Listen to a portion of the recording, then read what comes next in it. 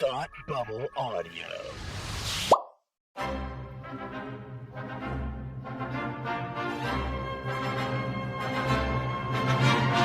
Look, up in the sky! You will never find the more wretched hive of scum and villainy. Welcome to Beer With Geeks with Tim and Frank. Who are you? I'm Batman. I am Iron Man. Your friendly neighborhood Spider-Man. Hi, Christopher. I'm Nero. My name is Inigo Montoya. You're a wizard, Harry. A couple of guys with a couple of beers and a whole lot of pop culture nostalgia. Make it so, number one. Ladies and gentlemen, the Beatles. Named the dog Indiana. Life finds a way. I am serious. And don't call me Shirley. Now sit back and crack open a cold one, because it's time for Beer With Geeks. It comes in paints? Shaken, not stirred. Great Scott! I was way off. I knew it started with an S, though. Hi, and welcome to episode 1 of Beer With Geeks, the podcast where we reminisce about our geeky childhoods with our un-geeky beer. I'm Tim. And I'm Frank. And today we will be discussing a very important topic in our lives. Go ahead, Frank. All right, so there's been a lot of superhero movies out recently. The last couple of years have been full of superhero movies. No, you're lying. That's not true. Truth. I didn't just watch Spider-Man 2 today. God's honest truth. For the millionth time. Amazing Spider-Man 2. Amazing Spider-Man. Okay, I was going to say, was it Toby or Andrew? It came out on iTunes today, so I was like, oh yeah, that's what I'm going to be doing with my afternoon since I'm on vacation. Yeah, absolutely. It was not as bad as I remembered from the theater. I was actually... I had some thoughts on that. I'll have to rewatch it as well. Yeah, it wasn't as bad the second time. Cool. I think I was prepared for Jamie Foxx's Jamie Foxx. I was just prepared for Jamie Foxx this time. Mm. Yeah, and so I was actually quite enjoyable. Good. I liked it a lot. But anyway, today, so we're gonna go back to some of the earliest superhero stuff that we grew up watching.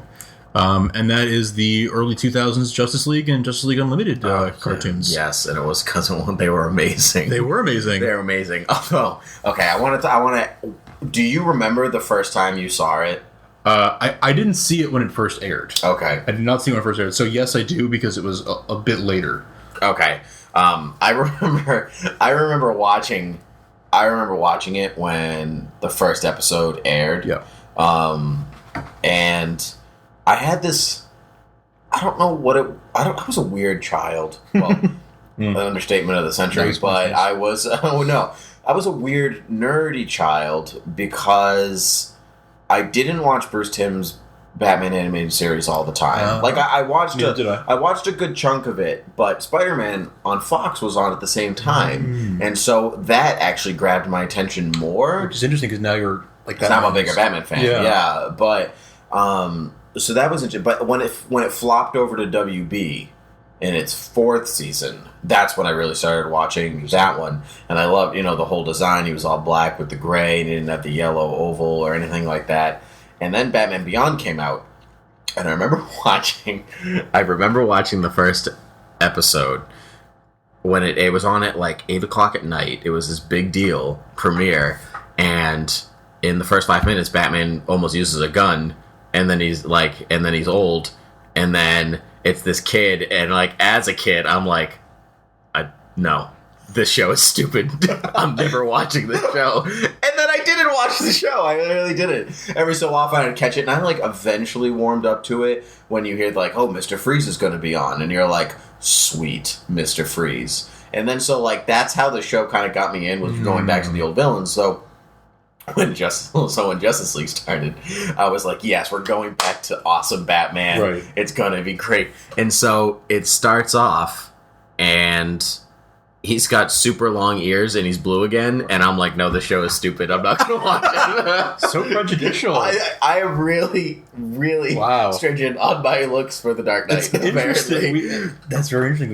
We had similar opinions on those things. Did you? Kids. Oh, really? Tell me. Okay. Yeah. I mean, just in that I used to be very, very no, this is what happens in the story. And if you change it at all, if it's anything is different than what I know, if it's not just a copy of everything that I've already seen retold, that's stupid. Wow, And that's so unique for a geek. Yeah, I know. I know. Never known. But you know, it's like the kind of thing where, like, when I was a kid, that was like a huge deal. But now it's like, all right, you know, it's. I want to see a new story. I want to see the same story all the time. Right. I've loosened up on, like, all right, it's a different interpretation of the same story, or, you know, whatever. Yeah, I'm the same way. Yeah. I've, like, to the point in which I'm like, it's almost sad to look. Dolph Lundgren as the Punisher, and you don't call him the Punisher, nor does he wear a skull. Sure, I'll watch that movie. like, I gotta go back a little bit. Like, yeah. Well, I mean, I think I'm still more superhero conservative than you are, I guess, in a way, where I'm still sort of like, well, but there are still some things that, like, it needs to have, and there are some things that I'm like, I have a problem with that, but as a kid, totally, I would totally the costume wasn't right or whatever, I'd be like, no, Batman's costume was not right. Therefore, I did not like it, and I mean, it also had. I mean, it was the Justice League, and I wasn't a stranger to reading comic books. Like, I know aliens are a thing in this world, but for some reason I was like, this show has aliens and Batman's in it, and I don't want to watch it. Like, again, like... Because that makes sense. Because that makes sense to me. That's like, a problem. No, oh my god.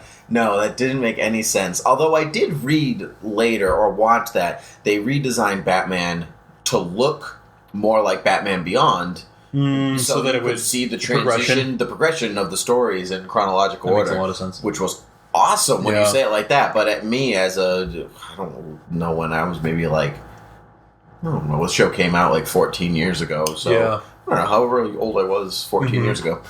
You'll never know my age, listeners. That's not true. I'm 27. And so anyway, so I was just so at that age, I was just like, no. Yeah. It's not going to happen. Yeah. And then, like, I don't know if I think I had a problem with Wonder Woman for some reason, too. I can't remember. Really? Oh. Maybe like, her shoehorned origin or something like that into the story. I can't quite remember my reasoning. Interesting. For me, for a lot of those heroes, it was kind of my first real look at their origin stories. And it was my first look at Wonder Woman's origin story, like, really, really seeing it. I knew it from, like, hearsay, from, like, oh, yeah, like, this is how she started. Like, you hear it, but it was my first, like, depiction of it. Oh, okay. And same with... She was a baby made out of mud. Yeah. I mean, and now having actually read some comics on it, it's like, oh, that's a little oversimplified. But you know, literally, especially the new 52 Wonder Woman legend. Yeah. Oh. Just finished reading that. So good. Just caught up. Yeah. Did you? Oh, I actually did catch up too because Cliff Jang finally came back. And yes. We've reached the promised land. He's back. Yes. Yeah. Oh my god. And they're over in October though, because the Finches are taking over, which I'm not totally. I know. Whatever. But yeah, that was my first exposure to her origin story, to Martian Manhunter's origin story. Yep. I really only knew him because of the Justice League Sega game. Oh. It was I never played that game. I can't remember what it was called for the life of me. It was maybe it was just Justice League, but you faced Darkseid. Yeah. And he like showed up at the beginning, and it was like, I know your fantasies, and you're like, Darkseid, what are you talking about? Oh man, but yeah, that was a good game. That was Superman at the mullet, and like, that almost sounds like Jor-El. This is no fantasy. This Rolex I'm wearing, I put you in the crib, Superman. This is no... Couldn't be bothered to take 10 seconds and take it off your wrist, stupid Marlon Brando. Whatever. Hello, Ralph, whatever your name is. Just give me my $1 million. I need to be on my... I need to go make Citizen Kane 2. I wasn't even in the first one. So, yeah, so it wasn't until... I don't think it was until Justice League Unlimited. Mm-hmm. I would say Justice League Unlimited that I actually got into the show. Yeah. So it's like 2 seasons worth. Yeah. Although I also remember thinking, like, I had never in my life heard of Jon Stewart before that show. Oh, me neither. And I fell in love with that character. He's the best. Oh, my God. He's awesome. But when he shows up the first time, you're like, where's my white guy? Yeah. Where's Green Lantern? Where's Green Lantern? Who is this guy? He's awesome, but who is this guy? Mm-hmm. I had no... Because when we were growing up, I think at that point, Kyle Rayner had already taken over. And I knew who Hal Jordan was. I don't know how I knew who Hal Jordan was. To be honest, I don't know where that entered my consciousness. Me neither. It's just I don't even know where, like I said, those origin stories, like, you hear them? I had heard them, people had said them, but I don't remember. I couldn't tell you who. Yeah, no. I couldn't tell you who, like, I guess, like, friends in school or whatever. I don't know. I guess so. No, I don't know. But I do know the Bruce Timm Superman animated series. Yeah. That Green Lantern episode. That's right. Which, everyone forgets about. But it was Kyle Rayner with Hal Jordan's origin. Yes. Yeah, except that he, instead of being a fighter pilot, he was an artist and he was at the Daily Planet, but it was like, it was Hal's origin. Yeah, Yeah. Oh, man. I haven't watched that in a long time. Me neither. So we will be talking about that show later. You better. Yeah, absolutely. But I didn't know this at the time, but I do know that Tim Daly was not Superman in Justice League. Yes, I did not notice at the time either. Yeah, it was... Yes. Okay, I can't remember his real name, but he plays Brian McKenzie in Father of the Bride. He plays, like, the fiancé. That's how because I remember is it that guy? Yes, that guy. Yeah. Oh, wow. Yeah, so, like, that's how I actually, like, I know that voice when I was older, and I'm like, oh my god, like, Superman. It's Superman. Yeah, I can't remember his name for the life of me now. That's right. But it's okay. But I didn't get into the show until they expanded the lineup. It was like one of those things that brought me back into watching the show. Yeah.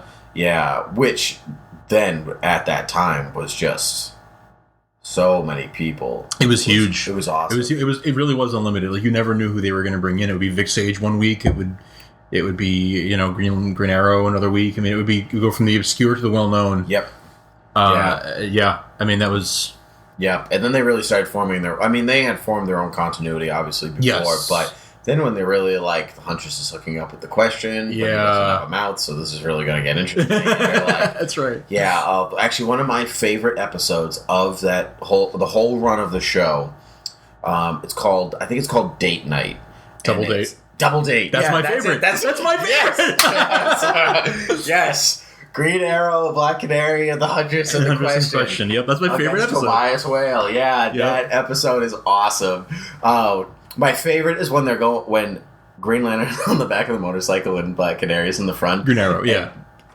You say Green Lantern. It's fine. Did I say Green Lantern? Yeah, Green Arrow. Yeah, okay. And then they're like going along the train tracks on the motorbike, and he's like, "Are we dead yet?" She's like, "What? Are we dead yet?" Like, it's so funny. Written by Gail Simone. I know. Yeah, I know. Which is just awesome. Which I didn't know at the time, obviously. I don't think I knew who she was. I don't think I knew who she was either. No, but later, she was writing Birds of Prey at that time. I think that was lines up just about. That makes sense. Yeah, that's around the same time frame. Yeah. But when I did find that, I was like, well, that makes sense. Yeah. Oh, my God. What a great... That's one of my favorite episodes. I got a couple. That one... It's funny, because the episodes that are just like boom, boom, smash, smash, I don't really care for. Not so great, yeah. Yeah. There are some very, very well-written, well-thought-out, well-plotted episodes with good character development. Like, for an animated show that was essentially... a Saturday morning cartoon. Mm-hmm. It had some episodes had some real substance to them. I think the second season of Justice League Unlimited had the Cadmus over arc where they brought in Doomsday and Amanda Waller, and it had this whole big thing. And it was, I don't want to say it was adult because it adult kind of dictates almost like the new DC animated movies they're putting out now, but. It was definitely... I don't know if I really would have enjoyed that at the age group it was really aiming for. Yeah. Yeah, I feel like that would have been tough if you were, like, 10 or younger. Like, it would have been, like, Yeah. Oh, man. That was a great season, though. I still watch that. That's fantastic. It was so good. I think that was actually... Double Date is actually in that season. I think you're right. In that season. But when Amanda Waller's showering and Batman shows up and he, like, hands her the towel and he's like... We need to talk. Batman had some great moments in that show. Like, really does. They clearly had a passion for writing for Batman in that show because just so many great one-liners. He had the best one-liners. Yeah, I can't fly at all. Darkheart. That's one of my favorites. Actually, that one had a lot of great moments, and not just from Batman. But like, I need some air support because I can't fly. At all. That would be good. But so it's actually Ray Palmer that makes that episode for me. because that when he's in the petri dish at the beginning, and he's like, he's much bigger now, Katie. Of course, I blame this on you. She's like, why? Oh, because then it would be my fault. Then that can't be right. I'll never, when he like beats the thing or whatever, and he's like, "I'm going to lie down now, Katie. I'm old and get tired easy." Like, it's just so funny. Oh, it's Hilarious. so funny. Played by, I'm bad with names today. I'm usually good at this. Played by Dr. Cox on Scrubs. Oh, that's right. Yeah. Yep. John C. McGinley. Yeah, John C. McGinley, who played Metallo in Superman, Batman, Public Enemies. That's right. Yeah, that's right. Yeah, for like the 3 lines that he had in that movie, but still, great actor. And as well as that show did humor, it did the drama really, really well too, like the dark stuff. Like there's the 2-parter, the Batman Beyond 2-parter. I must have Batman Begins.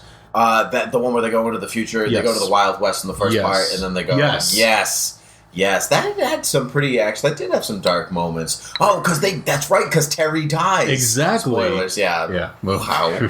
At this point, I'm sorry, I haven't said spoilers before, but at this point, I forgot he dies. Wow, that was dark. Yeah, there is some dark, again, like going back to, it kind of makes me wonder, they must have known, it was on Cartoon Network, right? Yeah. So they must have, I think they knew that their audience skewed a little older.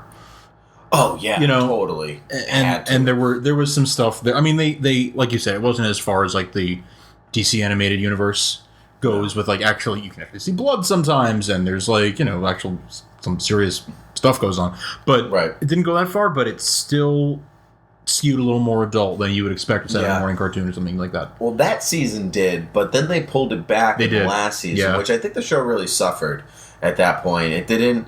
I mean, I don't know where you would have gone from there necessarily, but it's not my job to come up with those things, so I don't put too much thought into it. But I mean, they really pulled it back. But in some ways, I'm grateful because did you ever see the Great Brain Robbery? You see that episode? Oh yeah. Oh, that just when Flash and Luthor swap brains. Oh, fantastic. I love that episode. Oh, are you gonna wash your hands? No, because I'm evil. Michael Rosenbaum playing the Flash, playing Lex Luthor as he was playing Lex Luthor. Yep. But a different Lex Luthor. It was great. Yeah. It was awesome. No, because I'm evil. Yeah. Oh, man. He was a great Flash. Yeah. He really was. A great Wally West. Yeah, he was. Great Wally West. They have him play Barry sometimes in the new animated movies, and yeah, it's not the same. It's not the same. And I like Barry. I do like Barry, but it's just like he is Wally to me. Yeah. He is Wally to me. It's like you hear Kevin Conroy, you hear... It's right. Actually, these shows, really, when I read a comic, these are the voices that I hear. That's exactly it. And that's something that, like, I think I've been lucky enough that I've gone to a couple of, like they've had premieres of some of the DC animated movies with, like, a panel discussion afterwards. I forgot you've been to some of those. Yeah. Which ones did you go to? I went to Superman, Batman, Public Enemies... And I went to... Was Ray Palmer there? No, he was not. Shoot!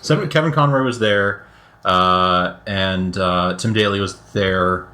I went to one other that I can't remember right at the moment. But fun fact about Tim Daly, I don't know if I've also ever shared Superman this. went to that too. Oh, cool. I don't know if I've ever shared this. My mom's best friend, who is a professional actor in New York, who you've met, but I don't know him, so he will remain nameless on the show. Yep. But he went to school with Tim Daly. No way. They knew each other in acting school. They were all in the same class together, or he was like a few years younger. I can't remember exactly, but yeah, he's like, oh yeah, I know him. Yeah, that's insane. Isn't that insane? That's so cool. Yeah, different paths. I mean, he went to go do television and voice acting and whatever else, and my friends and my mom's friends of stage actor, so it's a different world. But that's so cool. That's a cool connection. Isn't that cool connection?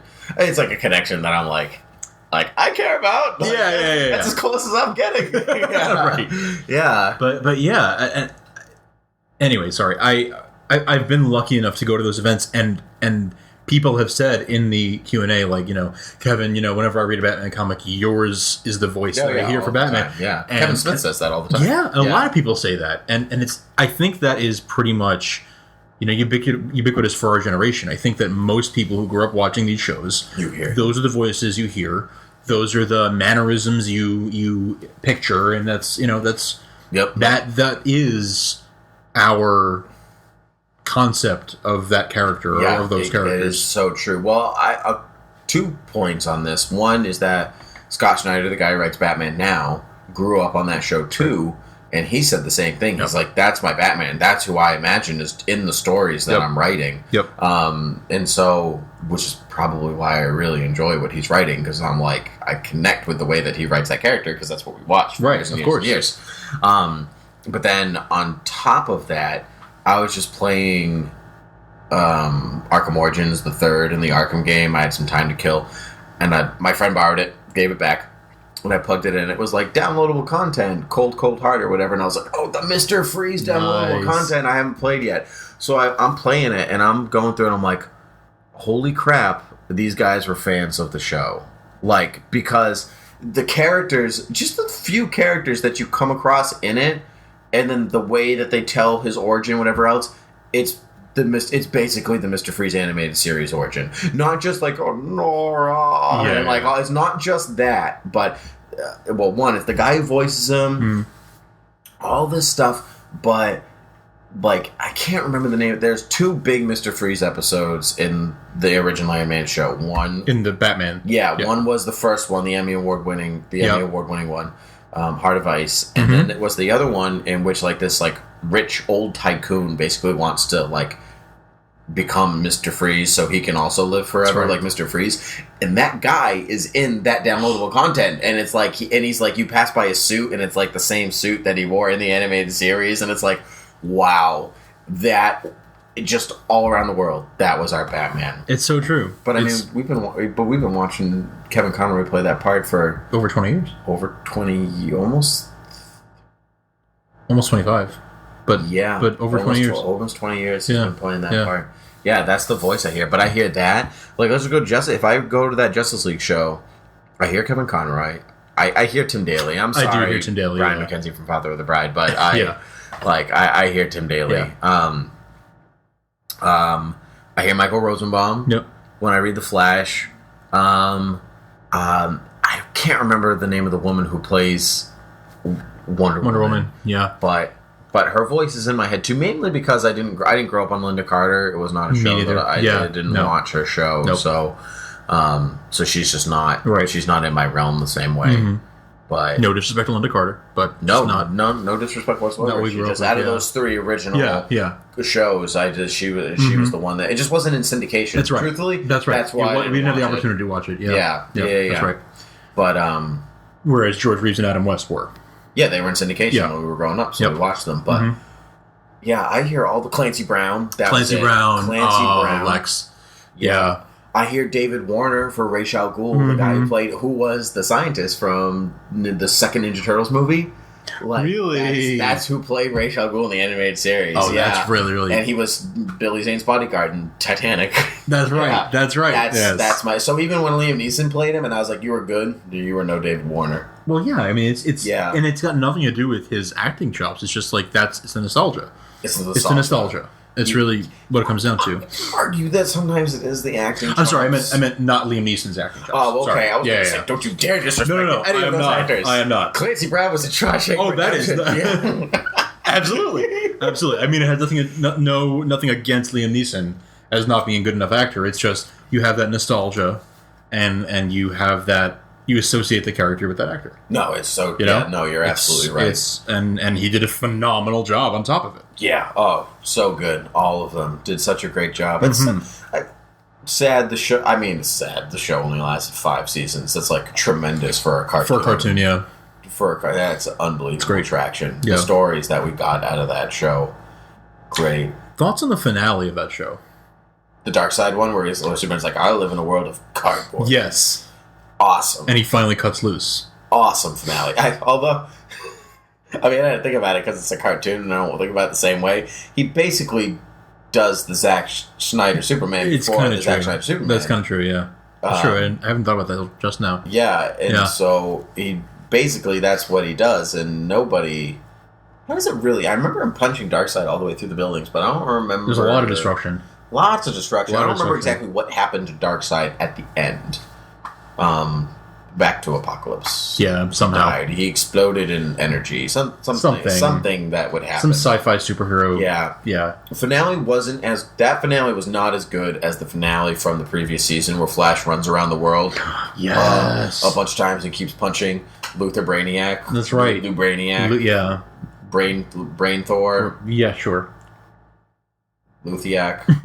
We'll go with Luthiac. Luthiac, yeah, when he punches Luthiac. Luthiac sounds like a prescription drug. Yeah, I was going to say, it sounds like a terrible... Please ask your doctor if Luthiac is right for you. Yeah. May cause you to have tyrannical take over the world syndrome.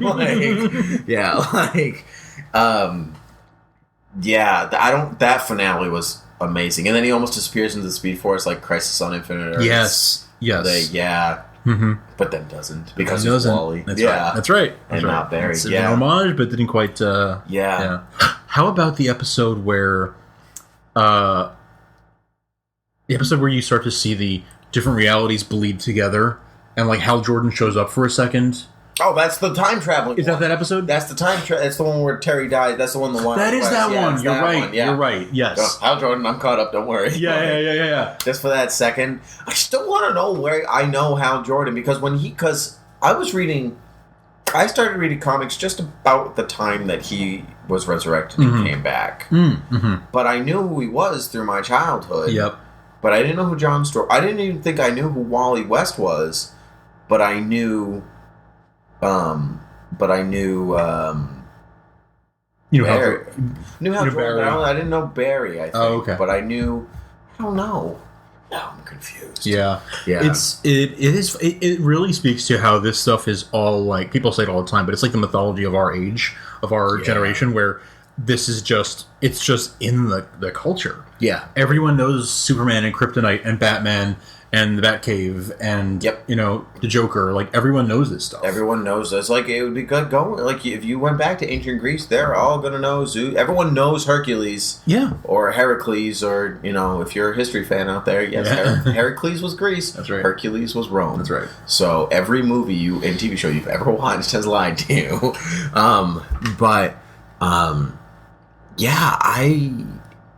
And it's becoming more and more. Yeah, like it is so much, and it ties back to these movies that are coming out nowadays, it's all. I mean, it's like for us. It's like made for us. Yeah, and it's a really great time to be living through this, and like every 3 to 6 months, another movie based on something you grew up with. Yep, and it is coming out. Yep, and it's great. The problem is that, and I guess. This could be the same way with the show. When watching the show was your first exposure, whatever else. When you say, which one's the right one for you? Right. Which one is yours? Which one's yours? Right, because you could have a conversation with somebody who let's say they saw the first Iron Man and they were like, wow, Tony Stark was captured in Afghanistan. That's terrible, blah, blah, blah. And you're like, well, actually, it was in Vietnam. Yeah. And but it doesn't matter, but it does. And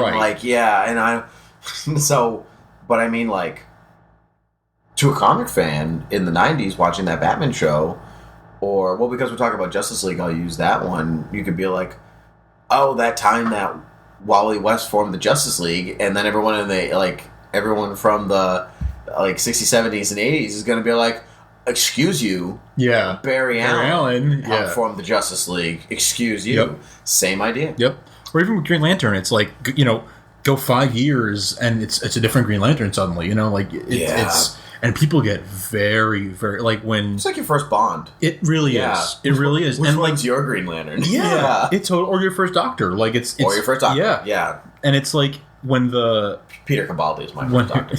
That's right. Yeah, yeah. But yeah, I mean when maybe will be. I don't know. I've decided. Maybe I'll watch the next episode.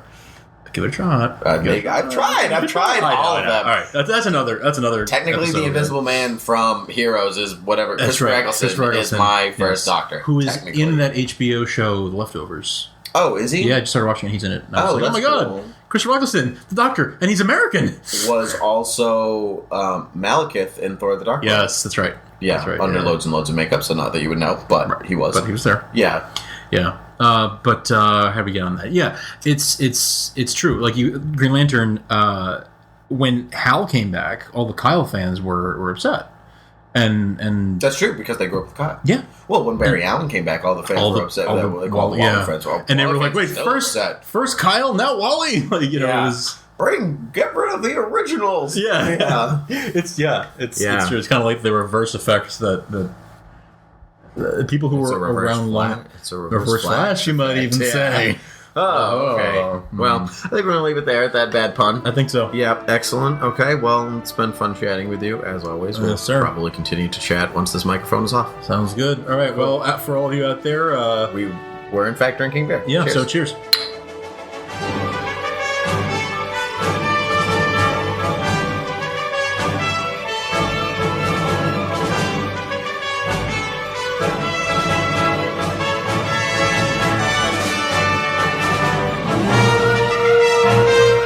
This podcast is intended for entertainment and information purposes only. All character names, sound effects, and quotes are registered trademarks and/or copyrights of their respective trademark and copyright holders. All original content of this podcast is the intellectual property of Thought Bubble Audio Studios unless otherwise indicated.